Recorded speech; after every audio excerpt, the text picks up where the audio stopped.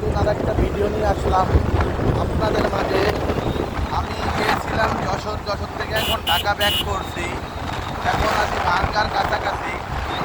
এখানে গাড়িগুলো চালানোর মানে সিস্টেমগুলাই খুব অপছন্দনীয়। ওরা খুব রাফ গাড়ি চালাচ্ছে, অনবায়নের রোড। বাইকগুলাকে কোনো পাত্তাই দিচ্ছে না। দেখেন গাড়ির কত চাপ, বেশি হচ্ছে ট্রাক আর বাসের চাপ।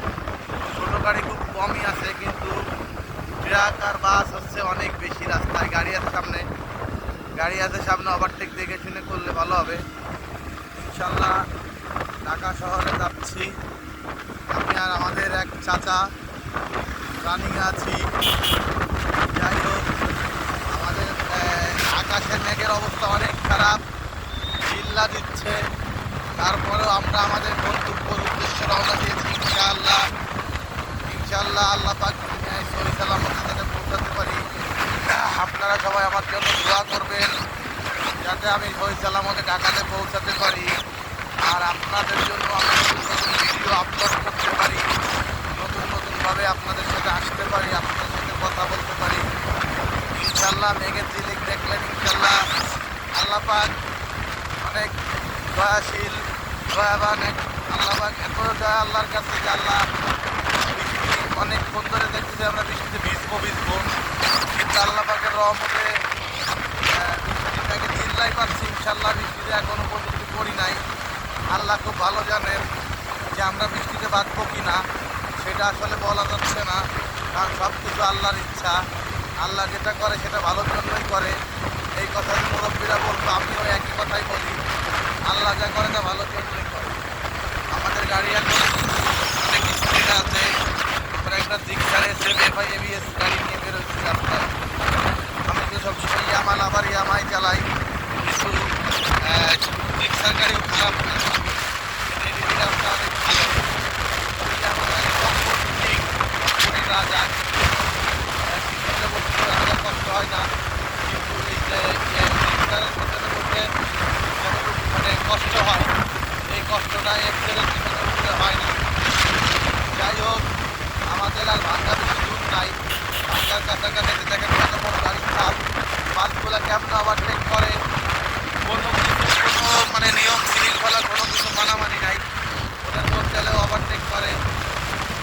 আমরা একটা ব্রিজ আছে, এই ব্রিজটা পার হলেই হয়তো বা আমরা ভাঙ্গাতে চলে আসবো ইনশাল্লাহ। এই দেখেন বাসগুলো কীভাবে যাচ্ছে, বাসের চাপ, ওরা এত পরিমাণ চাপাচাপি করে যে ওভারটেক করতে গেলে অনেক মিনিট লাগে।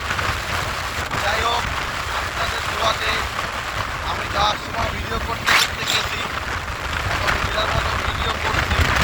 তার মধ্যে আপনাদের মাঝে আমি আপনাদের ভিডিও আপলোড দিয়ে দোয়া দিব। আপনারা দেখে উপভোগ করবেন ভিডিও, আর আমার জন্য দোয়া করবেন। আমার চ্যানেলটা সাবস্ক্রাইব করবেন, আর ফেসবুকে যারা দেখবেন তারা আমাকে একটা করে লাইক করবেন, ফলো করবেন, শেয়ার করবেন। আপনাদের একটা শেয়ারেই আমার নতুন ভিডিও করার অনুপ্রেরণা জেগে উঠবে। এই যে দেখেন কত গাড়ির চাপ। এখন আমাদের গাড়ি অলমোস্ট 30-এ নিয়ে আসতে হলো, কারণ আমরা যদি রানিংয়ে থাকতাম তাহলে ট্রাক আছে সামনে, এই কারণে আমাদের গাড়ি স্লো করতে হলো। ডবল লেনের ট্রাক, এখন আবার সামনে আবার গাড়ি আছে। এই জন্য এই রোডটায় অনেক হিসাব কিতাব করে আপনারা যারাই আসবেন ভাই, মাওয়া হাই এক্সপ্রেসওয়ে দিয়ে আসার পরে এই ভাটিয়াপাড়া, গোপালগঞ্জ, যশোর, খুলনা, নড়াইল সব এই একই রোড। এটা দিয়ে মাগুরাও যাওয়া যায়। আমার পিছনের দিক হচ্ছে যশোর খুলনা রোড। আমরা এখন ঢাকার দিকে ব্যাক করছি। এইসব রাস্তা দিয়ে গাড়ি চালাতে গেলে অনেক ঝাঁকটা লোক হতে হবে, কিংবা অনেক বুদ্ধিমান ড্রাইভার না হলে এই রাস্তা দিয়ে গাড়ি চালাতে পারবে না। কারণ হচ্ছে যে কোনভাবে কখন গাড়ি চলে আসে সেটা বলা যায় না, এত গাড়ির চাপে রোডে। এই যে দেখেন এখন আমাদের গাড়ি অলমোস্ট 30-এ নিয়ে আসতে হলো, কারণ হচ্ছে যে রাস্তায় এত পরিমাণ গাড়ির চাপ ঈদের সময়। আর এই কাভার ভ্যানগুলো বামে কিছু জায়গা রাখে, ডাইন দিয়ে সাইড দিতে চায় না। এই যে দেখেন কাভার ভ্যানগুলা, আবার মানে এইগুলা হচ্ছে আপনার ট্রান্সপোর্টের গাড়ি, তো এই কারণে হচ্ছে ডান বাম দিয়ে চলে যেতে পারতেন। তো যাই হোক, যাচ্ছি ইনশাল্লাহ আপনাদের দোয়াতে। দেখেন ট্রাকগুলা কীভাবে ওভারটেক করে, ট্রাকওয়ালারাও অনেক ওভারটেক করে রাস্তায়। ওদেরও ওভারটেক করতে মন চায় আসলে, হ্যাঁ, মন না চাইলে তো আসলে আমরা এইভাবে একটা মালবাহী গাড়ি যাবে তার রিল্যাক্সে। ওরা এত পরিমাণ পারাপারি করে যে কোনো গাড়িকে সাইডই ওরা দিতে চায় না। বাম দিয়ে বেরোয় যান বেরোয় যান বেরোয় যান। যাই হোক, যাচ্ছি, আমি একটু রিস্ক নিয়েই আমরা বেরোয় গেছি। কারণ হচ্ছে এইখানে ওভারটেক না করে কোনো উপায় ছিল না। সামনে ট্রাক আছে, গাড়ি আরও থাকতে পারে নাকি না, টান দেন বেরোয় যান বেরোয় যান বেরোয় যান। হ্যাঁ, সামনে একটা রানিংয়ে গাড়ি আছে, সোলো করে ফেলেন, এই বাসের পিছনে যান। হ্যাঁ যান, এবার টান দিয়ে ওভারটেক করে। ইনশাল্লাহ মোটামুটি চলে আসছি ভাঙ্গার কাছাকাছি। আল্লাহ পাকের রহমতে ভাঙ্গার কাছাকাছি চলে আসছি, কিন্তু গাড়ির যে চাপ ভাই, সব বললে বললে নাই হয়ে যায়। জানেনই তো রাস্তাঘাটের প্রচুর অবস্থা খারাপ, প্রচুর খারাপ অবস্থা রাস্তার। এই মাওয়া রোডে অনেক ডাকাতি হচ্ছে ইদানিং। আমাদের আইন শৃঙ্খলা বাহিনীরা তাদের তৎপরতাই এখন মোটামুটি হয়তো বা কমছে। ইনশাল্লাহ আমাদের বাংলাদেশ সেনাবাহিনীর প্রতি আমরা বাঙালি অনেক কৃতজ্ঞ যে তাদের এইসব মানে এই যে জনগণের প্রতি তাদের যে ভালোবাসা, তাদের যে আস্থা, দেশের প্রতি তাদের দেশপ্রেম, এর কারণেই আমরা যাই হোক এই দেশে টিকে আছি। ডক্টর ইউনূস সাহেব আমাদের দেশের জন্য অনেক কিছু করছে। ইউনূস স্যারকে আল্লাহ হায়াত দারাজ করুক, ইনশাল্লাহ ইউনূস স্যারকে দীর্ঘজীবী করুক। আমাদের বাংলাদেশ উন্নত লক্ষ্যে ফিরে চলে আসছে।